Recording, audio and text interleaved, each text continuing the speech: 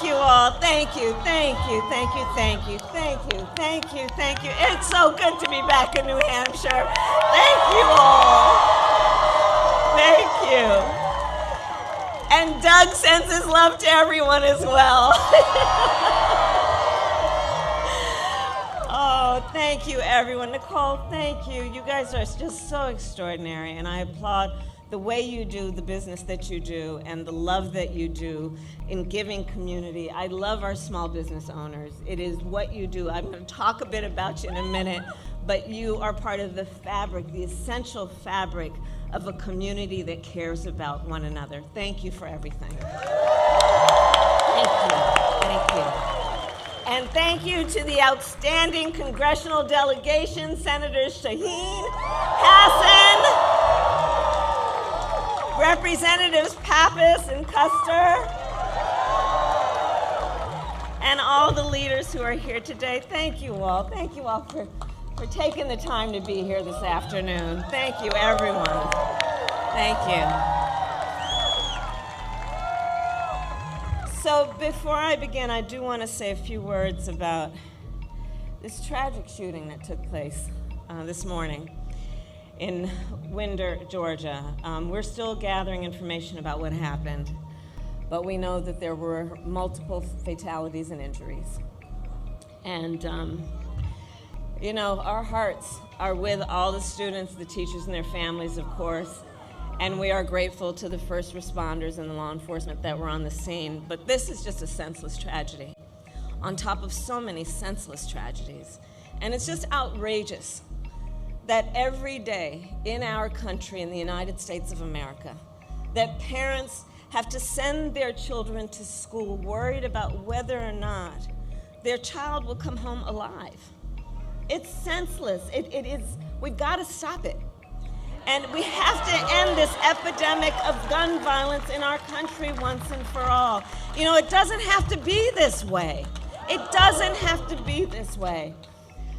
So we will continue, of course, to send our prayers and our thoughts to the families and all those who were affected, including, you know, I'm going off script right now, but listen, I mean, you know, at the last year, I started a college tour, and I traveled our country meeting with our young leaders, right? And so it was college-age young leaders. So I did trade schools, colleges, universities, community colleges.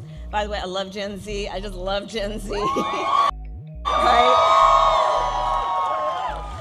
But I'll tell you, one of the things that I asked every time I went to the auditorium, and it would be filled with these young leaders, students, and I'd ask them, raise your hand if at any point between kindergarten and 12th grade you had to endure an active shooter drill. And for the young leaders who are here who are raising their hand, I'm telling you, every time the auditorium was packed and almost every hand went up. You know, a lot of us, I'll speak about myself, you know, we had, I grew up in California, earthquake drills, we had fire drills, but our kids are sitting in a classroom where they should be fulfilling their God-given potential, and some part of their big, beautiful brain is concerned about a shooter busting through the door of the classroom. It does not have to be this way. It does not have to be this way. And, you know, this is one of the many issues that's at stake in this election. So New Hampshire, look, we have 62 days to go. 62 days to go. And I'm going to tell you what you already know. This race is going to be tight until the very end. So please, let's not pay too much attention to the polls, because we are running as the underdog. We know what they're capable of on the other side. The only thing we can take for granted is the love that we as Americans have for each other, knowing we have so much more in common than what separates us.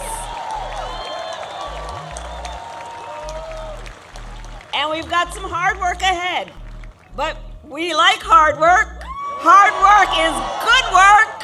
Hard work can be joyful work. And so we are up for the task, and with your help, we will win in November.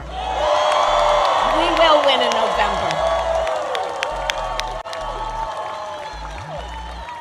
And that, in large part, is because we know what we stand for, and when you know what you stand for, you know what to fight for. We love our country, and we believe in the promise of America. That's so much of what I think brings us all together this afternoon. We believe in the promise of America, and that includes a topic we're going to discuss today, which is what I call an opportunity economy, building an opportunity economy. And my vision of an opportunity economy is one where everyone can compete and have a real chance to succeed, where everyone, regardless of who they are, where they start, can build wealth, including intergenerational wealth, where workers are treated with dignity and everyone has the freedom to join a union if they choose, where we remove barriers to opportunity so anyone who wants to start a business can have access to the tools and the resources they need to do that. I believe, and I said it before to Nicole, I believe America's small businesses are an essential foundation to our entire economy. Think about it. Think about it. Small businesses in our country employ half of all private sector workers. Half of all private sector workers own or run a small business or work for a small business. They do trillions of dollars of business every year. They generate revenue that helps repair our roads and pay our teachers.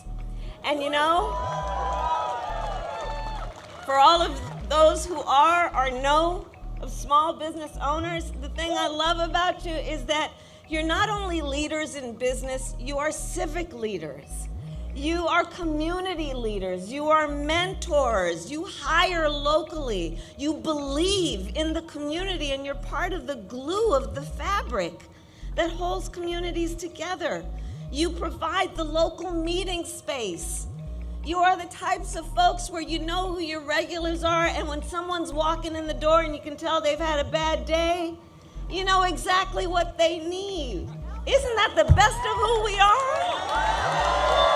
Isn't that the best of who we are? And I've met so many entrepreneurs across the country who take the incredible leap of faith that is required to start a small business. Folks who put their life savings on the line and work through the weekends and holidays, because they aren't just building a business, they're pursuing a dream. They're building a better future for their employees and for the people they love in their communities. And by extension, they're building a stronger middle class and a stronger America for us all.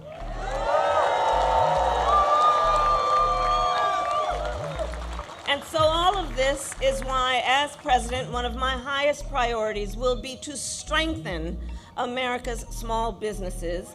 And here I am in New Hampshire to announce a few elements of my plan to do that.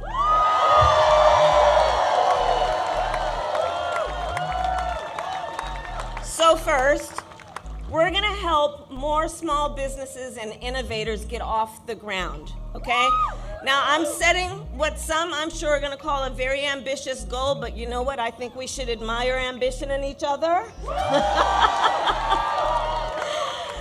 So I want to see 25 million new small business applications by the end of my first term.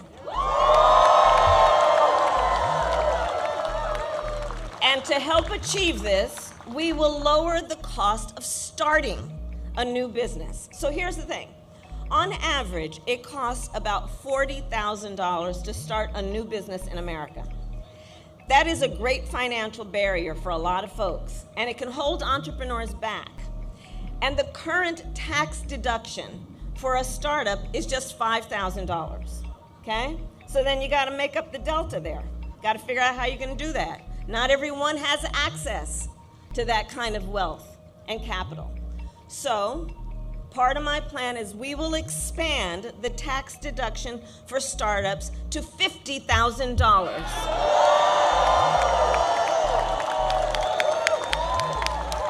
It's essentially a tax cut for starting a small business. Second, my plan will help existing small businesses grow. We will provide low and no interest loans to small businesses that want to expand, and we will, and this is very important, cut the red tape that can make starting and growing a small business more difficult than it needs to be. More difficult than it needs to be.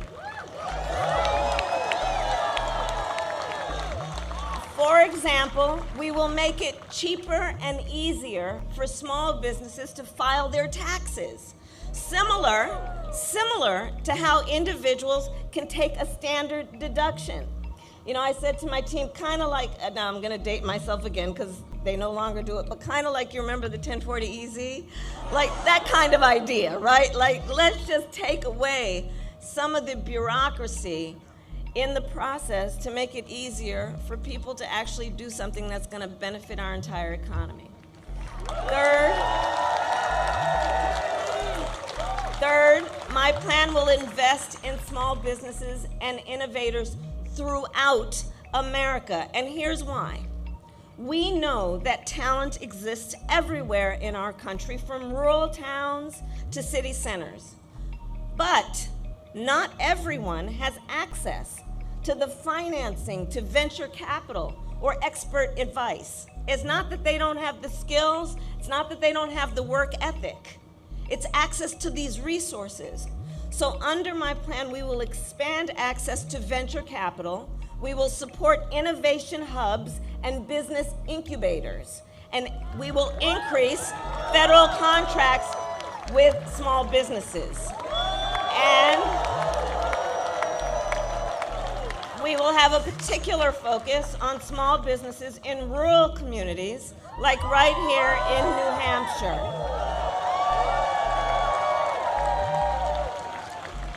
Finally, my plan will make our tax code more fair while also prioritizing investment and innovation. So let us be clear.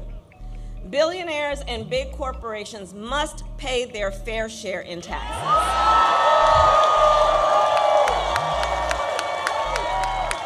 Because here's the thing, it's just not right that those who can most afford it are often paying a lower tax rate than our teachers and our nurses and our firefighters. It's just not right. It's just not right. So that's why I support a billionaire minimum tax and corporations paying their fair share.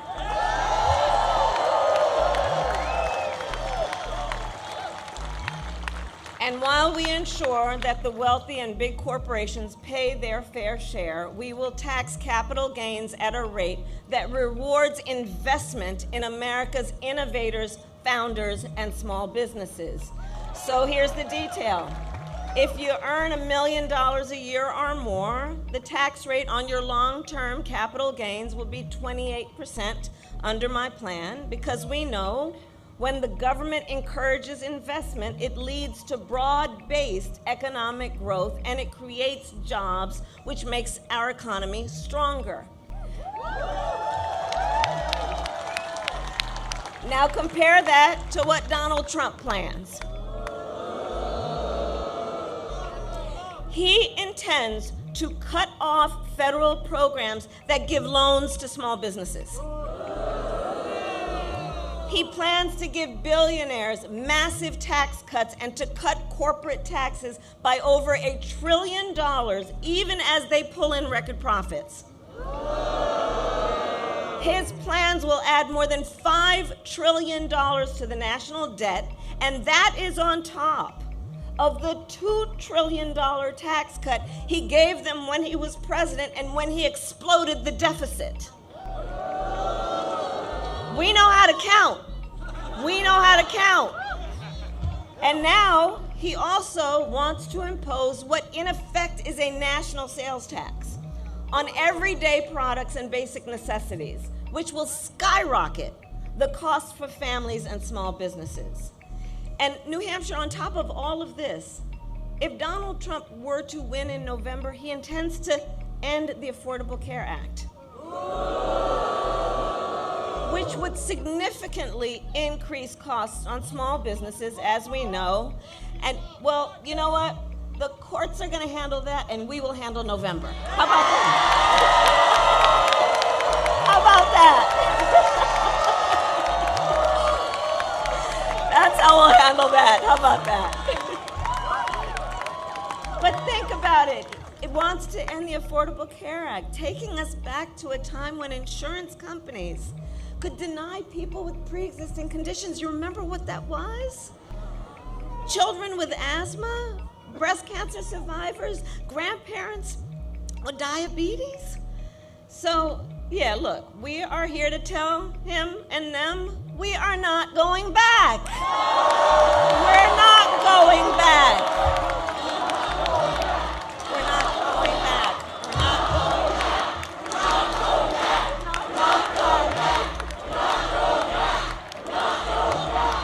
No, we are not, and we will move forward because ours is a fight for the future.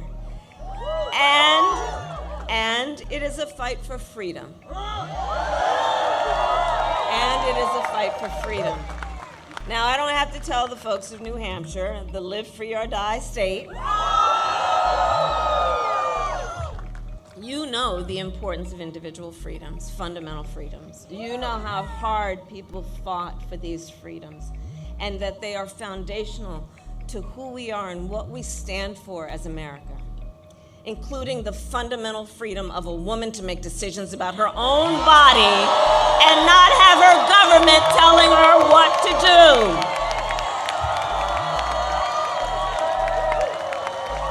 And understand how we got here. Understand how we got here, and of course we're not going to fall for the gaslighting he's pushing, right? When he was president, Donald Trump handpicked 3 members of the United States Supreme Court with the intention that they would undo the protections of Roe v. Wade. And as he intended, they did.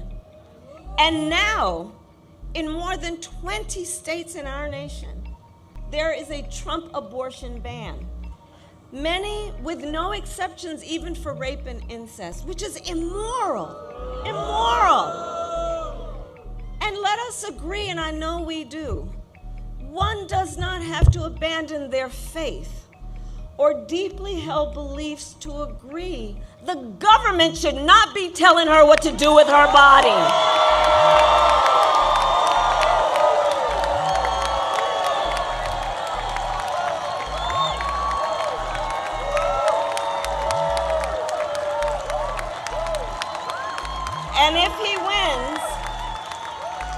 And if he wins, you can be sure Donald Trump will go further.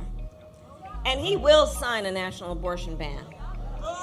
And you know, Project 2025, which I mean, can you believe they put that thing in writing? And under Project 2025, he would create a national anti-abortion coordinator, which would force states, I mean, this is unbelievable, right? Which would force states to report on women's miscarriages and abortions. You know what they are making really quite clear? They just don't trust women. They just don't trust women. But we trust women. We trust women.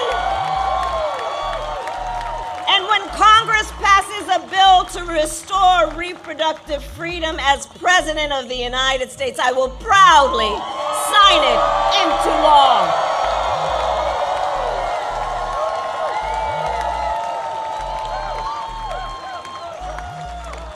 Across our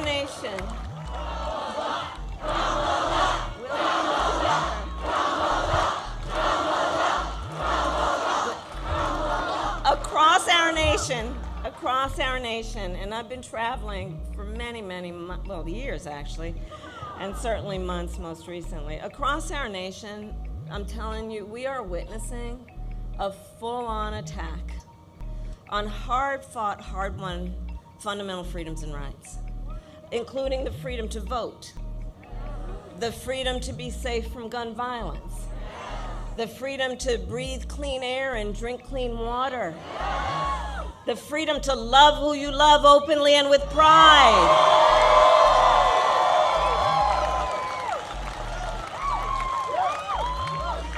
And so here's what I don't have to tell the folks of New Hampshire, because you know it so well, it's part of your DNA. Generations of Americans before us, they fought for freedom and they led the fight for freedom in our country. And now, the baton is in our hands. The baton is in our hands. So let us understand, which we do, our purpose at this very moment. Let us remember the broad shoulders upon which we stand and the traditions of this very fight that have led to what we have been able to accomplish. And let us understand then that when we say fight, it is a fight for something, not against something. It is for something. That's what we're talking about when we talk about a new way forward. This is for something. And so, as an example, let us finally pass the John Lewis Voting Rights Act and the Freedom to Vote Act. Let us finally pass an assault weapons ban and universal background checks and red flag laws. Because we are clear on that point, it is a false choice to say you're either in favor of the Second Amendment or you want to take everyone's guns away. I'm in favor of the Second Amendment, and I know we need reasonable gun safety laws in our country.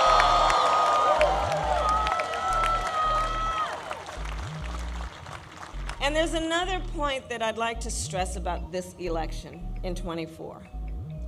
This is not 2016 or 2020. The stakes are even higher this time for a number of reasons, but I'm going to mention one in particular. What the Supreme Court recently did when they basically just told the former president that going forward, he will effectively be immune no matter what he does in the White House. But let's take this seriously and understand what it means. Before, at least, there might have been the threat that there would be consequence and accountability. With that ruling, what this means is that almost explicitly he has been told no consequence. And imagine, just imagine Donald Trump with no guardrails. Just imagine with no guardrails. He has openly vowed to be a dictator on day one. He has said he would end the independence of the Department of Justice, the United States Department of Justice, so he could have the unchecked power to seek vengeance against people who disagree with him. He even called for, I'm going to quote now, the termination of the Constitution of the United States of America. Let us be very clear. Someone who suggests we should terminate the Constitution of the United States of America should never again stand behind the seal of the President of the United States. Never again.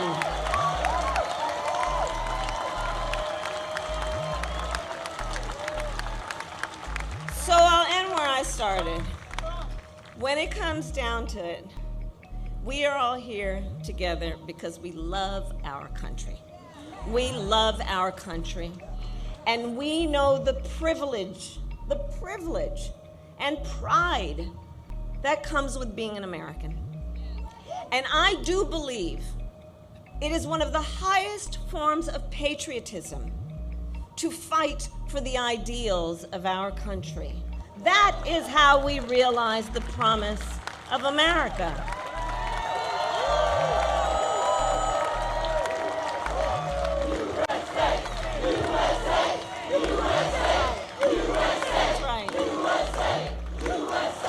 And so with that being said, I ask New Hampshire, are you ready to have your voices heard? Do we believe in freedom? Do we believe in opportunity? Do we believe believe in the promise of America? And are we ready to fight for it? And when we fight, we win. God bless you, and God bless the United States of